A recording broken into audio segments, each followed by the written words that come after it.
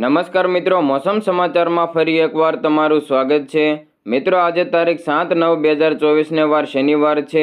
ત્યારે આજના વિડીયોમાં ખાસ કરીને આજે રાત્રિ દરમિયાન ગુજરાતના કયા કયા વિસ્તારોમાં વરસાદી માહોલ જોવા મળવાનો છે તેના વિશેની સંપૂર્ણ માહિતી મેળવવાની છે।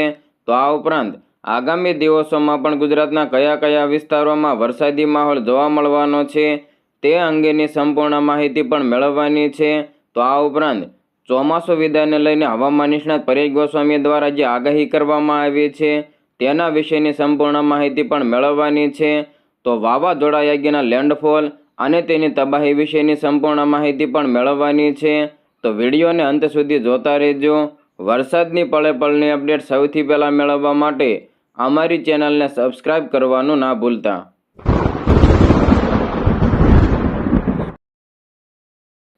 મિત્રો, સૌપ્રથમ હવામાન વિભાગ દ્વારા કરવામાં આવેલી આગાહી ઉપર એક નજર કરીએ તો હવામાન વિભાગના એકેદાસે જણાવ્યું હતું કે ગુજરાતમાં આગાહી દિવસોમાં છૂટોછવાયો વરસાદ પડી શકે છે।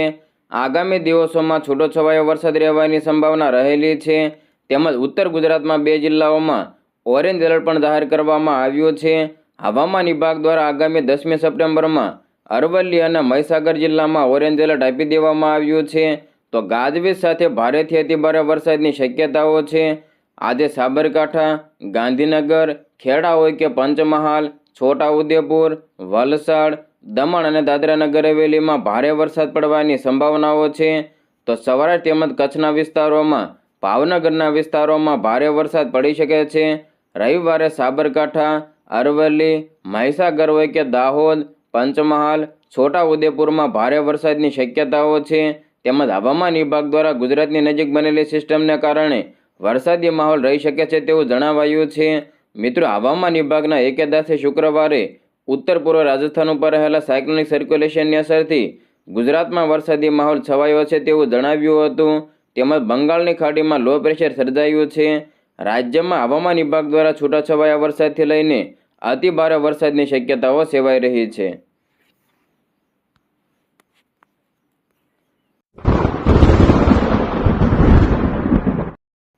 હવે મિત્રો, વાવાઝોડા યાગીની અપડેટ ઉપર એક નજર કરીએ તો ચીનમાં હાલમાં યાગી વાવાઝોડાએ ભારે તબાહી મચાવી છે।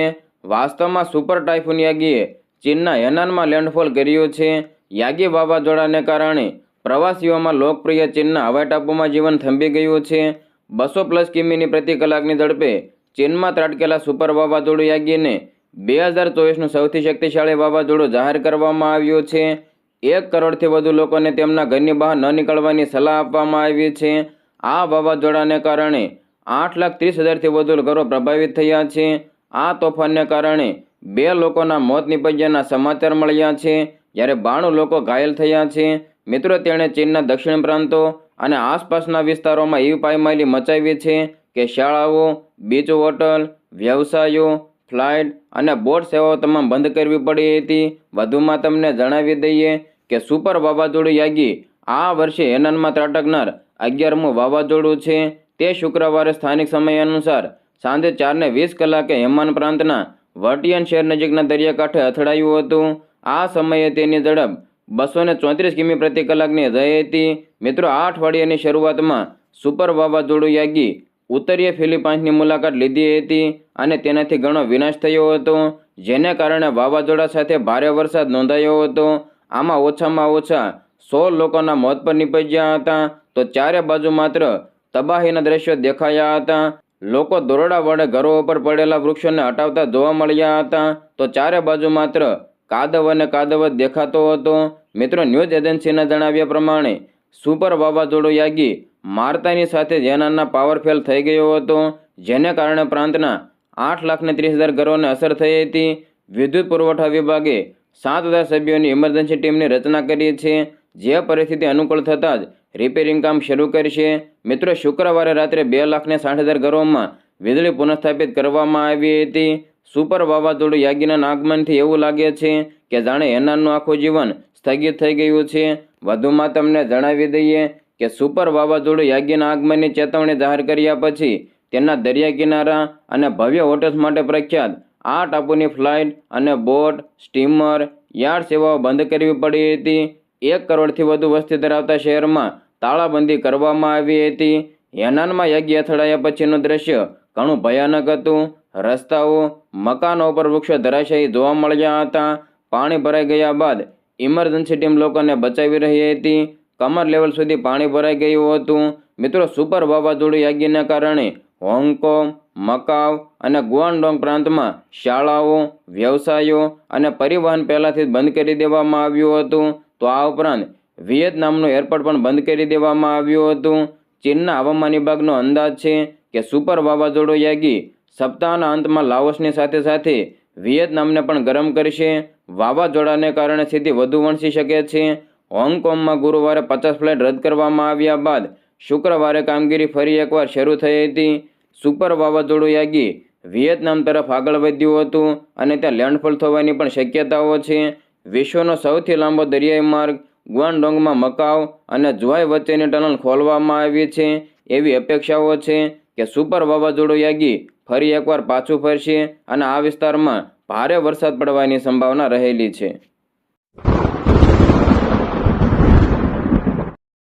હવે મિત્રો, ચોમાસાની વિદાયના સમાચાર ઉપર એક નજર કરીએ તો ગુજરાતના જાણીતા હવામાન નિષ્ણાત એવા પરેશ ગોસ્વામી દ્વારા ચોમાસાની વિદાય અંગે માહિતી આપવામાં આવી છે. મિત્રો, ગુજરાતની આસપાસ રહેલી વરસાદી સિસ્ટમને કારણે કેટલાક વિસ્તારોમાં ભારેથી અતિભારે વરસાદની સંભાવનાઓ શુક્રવારે હવામાન વિભાગ દ્વારા વ્યક્ત કરવામાં આવી હતી. હવે આગામી સમયમાં વરસાદની સ્થિતિ કેવી રહી શકે છે તે અંગે ખેડૂત મિત્રો અને સામાન્ય માણસોને કેટલાક સવાલો થઈ રહ્યા છે. આવામાં ખેતી અને હવામાનના જાણકાર એવા પરેશ ગોસ્વામી દ્વારા નવી નક્કોર આગાહી કરવામાં આવી છે. મિત્રો, ચોમાસું ક્યારે વિદાય લઈ શકે છે તેની માહિતી પણ તેમના દ્વારા આપવામાં આવી છે. 9 સપ્ટેમ્બર સુધીનો જે વરસાદી રાઉન્ડ ચાલી રહ્યો છે તેમાં લો પ્રેશરને કારણે ગુજરાતના કેટલાક ભાગોમાં વરસાદની શક્યતાઓ સેવાઈ રહી છે. જે અંગે પરેશ ગોસ્વામીએ જણાવ્યું કે લો પ્રેશરને કારણે ગુજરાતના ઘણા ભાગોને અસર કરનારો વરસાદ થઈ શકે છે, પરંતુ તે સાર્વત્રિક નહીં હોય અને ભારેથી અતિભારે પણ નહીં હોય. જોકે કેટલાક વિસ્તારો એવા હોઈ શકે છે કે જ્યાં 1-2 ઇંચ જેટલો ભારે વરસાદ પડી શકે છે. હવામાન નિષ્ણાત પરેશ ગોસ્વામી જણાવે છે કે હાલના સમયમાં જે વરસાદ પડી રહ્યો છે તે સાર્વત્રિક નથી, પરંતુ કેટલાક વિસ્તારોમાં વરસાદ નોંધાઈ રહ્યો છે. 9 સપ્ટેમ્બર પછી ફરી એકવાર વરાપનો માહોલ જોવા મળશે, જેમાં ગુજરાતનું વાતાવરણ ખુલ્લું થઈ જશે. મિત્રો, 9 સપ્ટેમ્બર સુધીમાં ભાવનગર, બોટાદ, આણંદ હોય કે નડિયાદ, કપડવંજ, છોટાઉદેપુર, દાહોદ હોય કે ગોધરા, રાજપીપળા, ભરૂચ, અંકલેશ્વર, સુરત, વલસાડ અને વાપીના વિસ્તારો, નવસારી, ડાંગ, બીલીમોરા જેવા પૂર્વ, મધ્ય, દક્ષિણ ગુજરાત તથા સૌરાષ્ટ્રના વિસ્તારોમાં પણ વરસાદની તીવ્રતા જોવા મળી શકે છે. તો બીજી તરફ બંગાળની ખાડીમાં લો પ્રેશર બનવાનું શરૂ થઈ ગયું છે. જે વરસાદી સિસ્ટમ આગામી સમયમાં મધ્યપ્રદેશ ઉપર આવશે ત્યાં સુધીમાં ડિપ્રેશન બની શકે છે. જોકે તે ગુજરાત તરફ આવશે કે કેમ તે આગામી સમયમાં જ માલુમ પડશે. અત્યારથી અનુમાન કરવું થોડું વહેલું છે. જોકે તેને કારણે 13થી લઈને 15 સપ્ટેમ્બર વચ્ચે ગુજરાતમાં વરસાદી માહોલ છવાવાનો છે. આ પછી પણ બંગાળની ખાડીમાં વધુ સિસ્ટમ બની શકશે. મિત્રો, આવામાં ગુજરાતમાંથી ચોમાસું વિદાય લેશે કે કેમ તે અંગે પરેશ ગોસ્વામી જણાવે છે કે 15 સપ્ટેમ્બર પછી ગુજરાતમાંથી ગમે ત્યારે ચોમાસું વિદાય લઈ લેતું હોય છે, પરંતુ હાલ બંગાળની ખાડીમાં જે હલચલ છે તેને જોતા ગુજરાતમાંથી ચોમાસું મોડું વિદાય લઈ શકે છે. તેમણે વધુમાં એમ પણ જણાવ્યું કે સપ્ટેમ્બર મહિનો પૂર્ણ થયા પછી ગુજરાતમાંથી ચોમાસું વિદાય લે તેવું અનુમાન હાલ દેખાઈ રહ્યું છે. આવામાં સપ્ટેમ્બર મહિનામાં હજુ પણ 2 થી લઈને 3 ભારેથી અતિભારે વરસાદના સ્પેલ આવી શકે છે.